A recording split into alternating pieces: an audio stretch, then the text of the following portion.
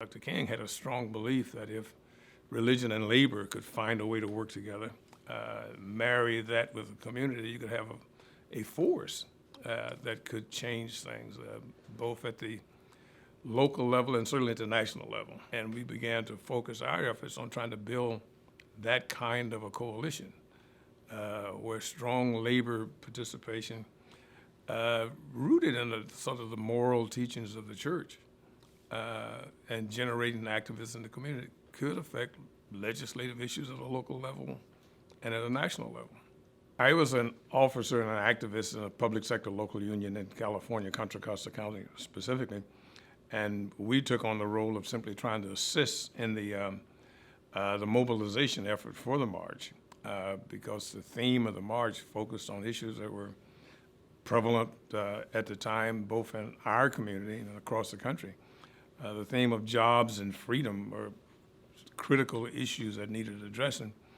And the organizers of the march, A. Philip Randolph, Whitney Young, from SNCC, John Lewis, Dr. King, and certainly the general, Bayard Rustin, were talking about how this could really catalyze a lot of other activities across the country if it could come together right. And so we participated from the support end. And the truth of the matter was it did play a catalytic role in helping sort of open the eyes of people in the country as a whole as to what was taking place. Myself and other leaders of the union sort of raised the question with ourselves of what are we doing and what can we do? We were an organization of 5,000 people, give or take a few, but basically activists, and wanted to be a part of the kinds of changes that we saw the country in need of. I had read some of his writings prior to meeting him, and our meeting came in the midst of a big struggle of low-wage workers around an effort just to gain what we call respect and dignity. Dr. King was mobilized in the Poor People's Campaign at the time, and he saw these two contradictions.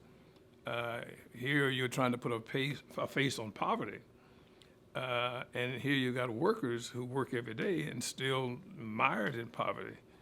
And he thought this was so symbolic of the issue he was trying to put before the country. And he sort of brought the force of his personality and commitment to the sanitation workers' cause. And the occasion of my meeting him was in that context. So the march gave us the opportunity to figure out, well, maybe if we broaden our involvement, if we reach out to other groups, if we sort of really talk through what our area needs, we can bring about some change in our community.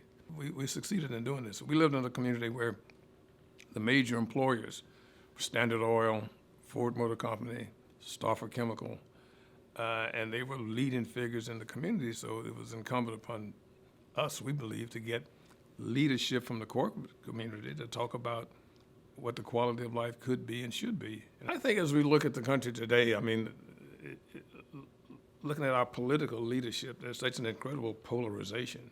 It is hard to conceive how we continue to fight for what his dream.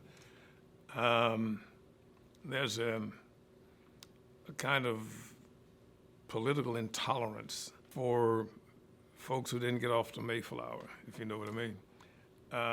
And we can't achieve his dream or come close to it unless there's a large slice of America willing to stand up and address some of these issues that confront the country. We can do whatever we want to do if we make it a national priority.